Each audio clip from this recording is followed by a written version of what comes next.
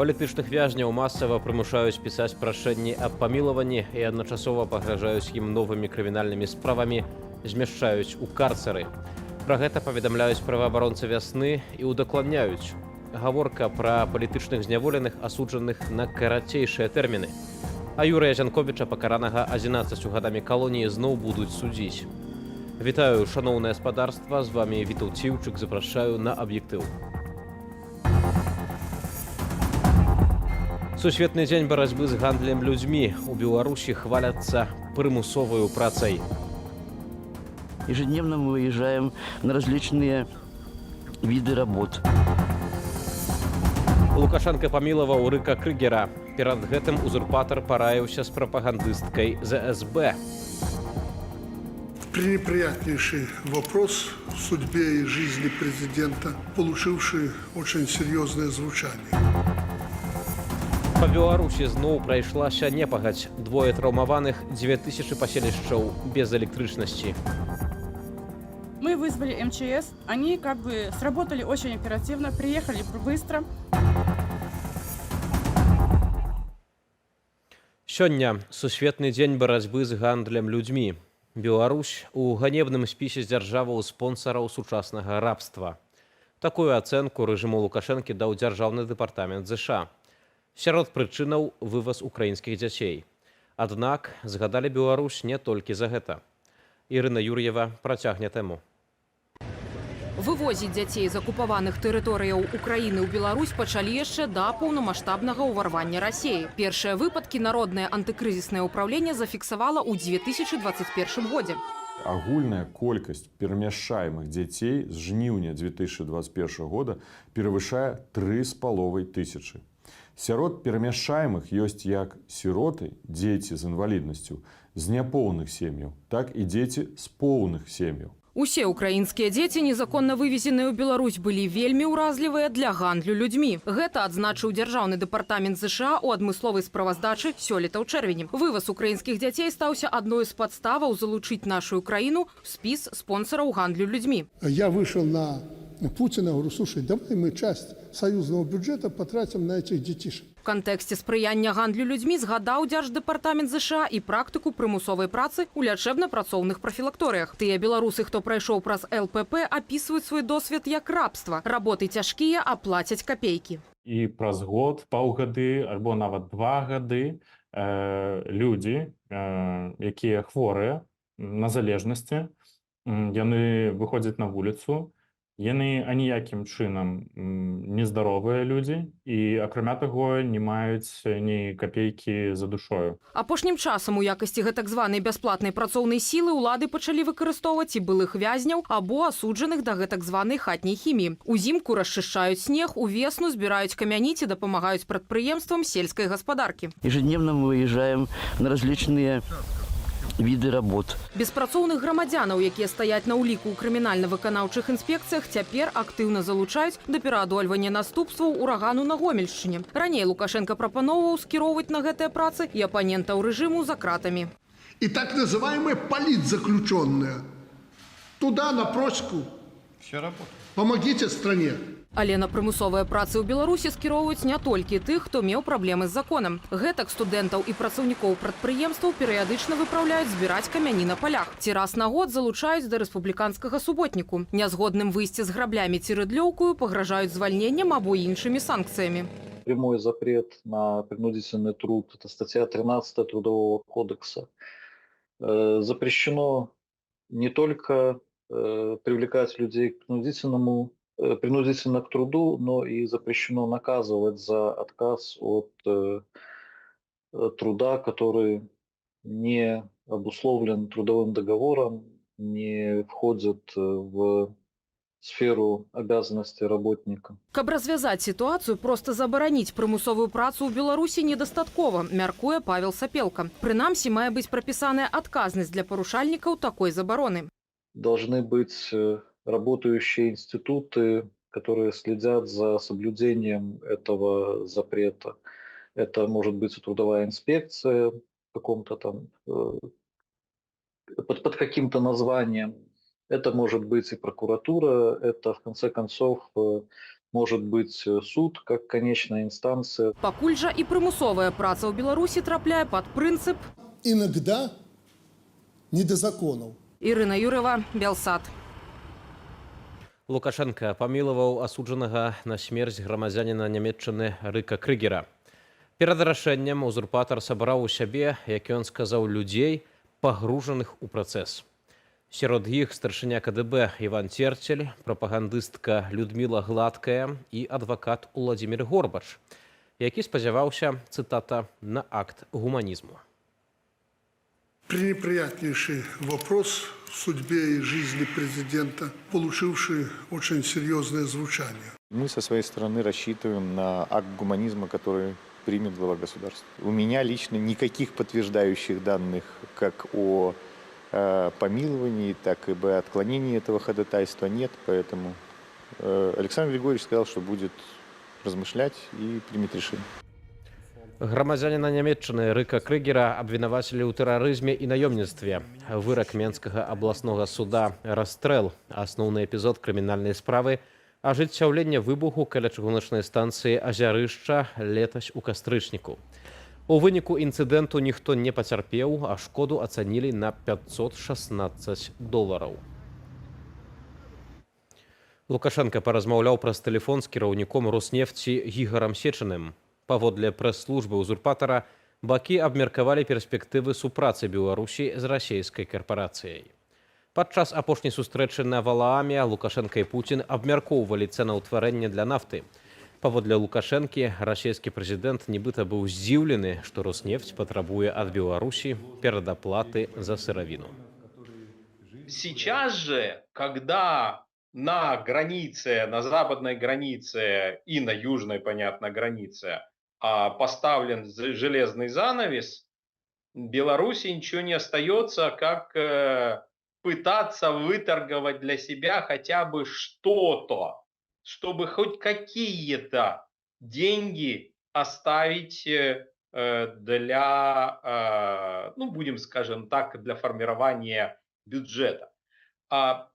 Поскольку сейчас единственное место, куда можно экспортировать топливо, это Российская Федерация. С ее ценами, которые, мягко говоря, опять же определяются далеко не реальным соотношением между спросом и предложением, а хотелками федерального правительства Российской Федерации и крупнейших нефтяных компаний Российской Федерации, в первую очередь той же самой Роснефти. Двое траўмаваных, амаль 2000 абясточаных населеных пунктаў, сотні паваленых дрэваў. У Беларусі ліквідуюць шкоду ад новай хвалі стыхіі. Ратавальнікі ўжо называюць гэтыя ўраганы беспрэцэдэнтнымі, а іх наступствы самымі маштабнымі за ўсю гісторыю. Навальніца з моцным ветрам і парывамі да 26 метраў за секунду прайшлася па Беларусі. У Бабруйску на жанчыну павалілася дрэва, яе шпіталізавалі, а на Вялейскім вадасховішчы давялося ратаваць маладую пару. По прибытию спасателей на место происшествия молодая пара были напуганы. Благополучно доставлена на берег. Непагадзь пашкодзіла каля дзясятка дамоў і 15 аўтамабіляў. Больш за 1900 паселішчаў былі абясточаныя. Для рамонту абарваных электралініяў давялося павялічыць да 500 колькасць аварыйных брыгадаў. Гэта амаль удвая больш, як учора. Ратавальнікі дапамагалі прыбіраць паваленыя дрэвы і адпампоўвалі ваду з жылых дамоў. Мы вызвали МЧС, они сработали очень оперативно, приехали быстро. Найбольш пацярпелі Градзенская, Менская, Магілёўская і Гомельская вобласці. Прычым на Гомельшчыне ўжо двойчы за месяц масавае адключэнне электрычнасці. Рэгіён дагэтуль не можа адысці ад урагану 14 ліпеня. Тады разбурэнні зазналі больш за 2000 гарадоў і вёсак. Сотні з іх заставаліся амаль тыдзень без святла, вады і сувязі. У тым ліку 100-тысячны Мазыр. Лукашенко ж упершыню згадаў ураган толькі на 3-й дзень. Ну, у тебя день. Всего говорю, что за день справиться. Яшчэ праз 3 дні абурыўся, што ліквідацыя ідзе не так хутка, як планаваў. И никто не задается вопросом, а что ты сделал для того, чтобы преодолеть эту катастрофу? Дапамогу ад дзяржавы атрымалі 280 асобаў, штомесячны даход якіх не перавышае 680 рублёў на чалавека, адсправаздачыліся ў міністэрстве працы. Былы працаўнік берасцейскага аблвыканкама Артём Брухан сцвярджае, Лукашэнку мала турбуюць рэальныя праблемы беларусаў. Чыноўнікі ж не хочуць браць на сябе адказнасці без даручэння зверху. Усе працуюць чыноўнікі не для беларусаў, у першую чаргу, а для таго, хто іх прызначыў на пасады. І ў гэтым галоўная праблема гэтай сістэмы. Таму яна і неэфектыўная. Тым часам сіноптыкі папярэджваюць, заўтра па краіне захаваецца небяспека навальніцаў, магчымы парывісты вецер. Антон Бяздольны, Белсат.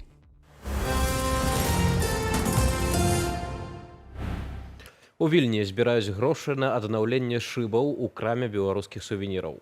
У ноч на 28 ліпеня невядомыя вандалы разбілі вакно і пакінулі абразлівае ў дачыненне беларусаў надпісы. Па-літоўску з памылкамі, з заклікам вяртацца дадому. Святлана Ціхановская і дэпутат Сейму Літоўскай рэспублікі Томас Тамілінас называюць напад на краму правакацыяй менскага рэжыму. Я ўпэўненая, што гэта было зроблена па заданню рэжыму, бо рэжыму, канешне, не падабаецца нашы добрыя стасункі паміж літоўскім народам і беларусамі. На гэтай правакацыі, калі не павядзецца ніякія структуры, ніякія групы людзей, ні палітыкі, ні мастакі, ніякія там лідары грамадства, і то все будзе добра. Творчую прастору і краму «Кропка» ў сталіцы Літвы адкрыў былы палітычны вязень Зміцер Фурманаў сёлета ў траўні. На гэты момант на аднаўленне крамы ўжо ахвяравалі больш за 650 еўраў, а рахунак для ахвяраванняў на вашых экранах. Закалоты, страляніна, знос помнікаў сябра Лукашэнкі. У Венесуэле працягваюцца пратэсты супраць аб'яўленых вынікаў прэзідэнцкіх выбараў. Цэнтр выбаркам краіны абвесціў, што перамогу трэці раз здабыў Нікаляс Мадура. Паводле экзіт-полаў, іх выйграў кандыдат апазіцыі Эдмунда Гансалес. Мадура заявіў, што за масавымі пратэстамі стаяць фашысты, якіх пад'юджваюць з-за мяжы. У вулічным супрацьстаянні з'явіліся першыя ахвяры. Кацярына Гардзеева. Венесуэла выбухнула пратэстамі супраць афіцыйных вынікаў выбараў, паводле якіх перамог Нікаляс Мадура. Дэманстрацыі ў сталіцы ды і іншых гарадах пачаліся стыхійна і трываюць з учорашняй ночы. У горадзе Кора пратэстоўцы падпалілі штаб-кватэру Нацыянальнай выбарчай рады. У Пунта-Фіха спалілі офіс мэра. Па ўсёй краіне зносіцца статую былога прэзідэнта Уга Чавеса. Нікаляс Мадура заклікаў да парадку і паабяцаў пакараць вінаватых у актах непадпарадкавання. Мы сочым за ўсімі актамі гвалту, якія прапагандуюцца ультраправымі. Я могу сказаць народу Венесуэлы, калі яны прычыняць шкоду, мы будзем дзейнічаць. Мы ўжо ведаем гэты фільм. Разам з цывільным, вайсковым і паліцэйскім саюзам мы будзем дзейнічаць. Для разгону дэманстрантаў паліцыя ўжывае слезацечны газ і гумовыя кулі. Паведамляецца пра першыя ахвяры. У бойках пацярпелі 23 вайскоўцы. Паводле праваабаронцаў загінуў адзін пратэстовец. Як мінімум 46 дэманстрантаў былі затрыманыя. Разам з войскам у разгонах бярэ ўдзел калектывас, ваеназаваная арганізацыя падкантрольная рэжыму. Гэта такія парамілітарныя ўтварэнні з радыкальных прыхільнікаў чавізму і Мадуры. І вось гэтыя радыкальныя прыхільнікі, яны вельмі мабільныя, яны матацыклы выкарыстоўвалі, лёталі не толькі па масавых акцыях пратэстаў, але і па кварталах, дзе жылі пратэстоўцы і ладзілі свае расправы. Цягам ночы калектывас здзейснілі дзве няўдалыя спробы прарвацца ў амбасаду Аргентыны ў Каракасе, дзе хаваюцца прадстаўнікі дэмакратычных сілаў. Раней Мадура выдаў ордэр на іхны арышт. Венесуэльцы сцягваюцца да будынку, каб абараніць апазіцыянераў. З раніцу ў мясцовых садсетках разыходзіцца відэа, як байцы нацыянальнай гвардыі ў Пунта-Фіха і ўзброеная групоўка Трэндэльяна складаюць зброю.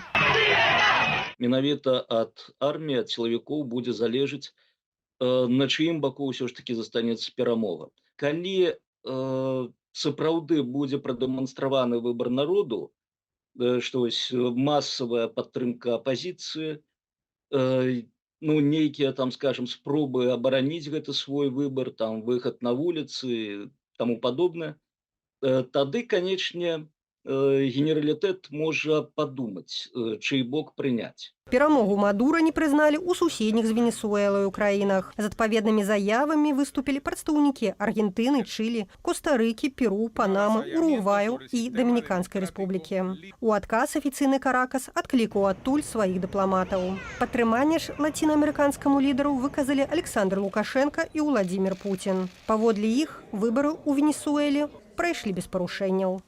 Кацярына Гардзеева, Белсат. Атлеты з розных краінаў здабываюць медалі на алімпійскіх гульнях у Парыжы. У агульнакамандным заліку на гэты момант лідаруе каманда Японіі, у якой 7 залатых медалёў. Наша скарбонка галоўнага спартовага форуму пакуль пустая, але Беларусь ужо мела прадстаўніцтва ў адным з фіналаў. Падрабязней у наступным матэрыяле.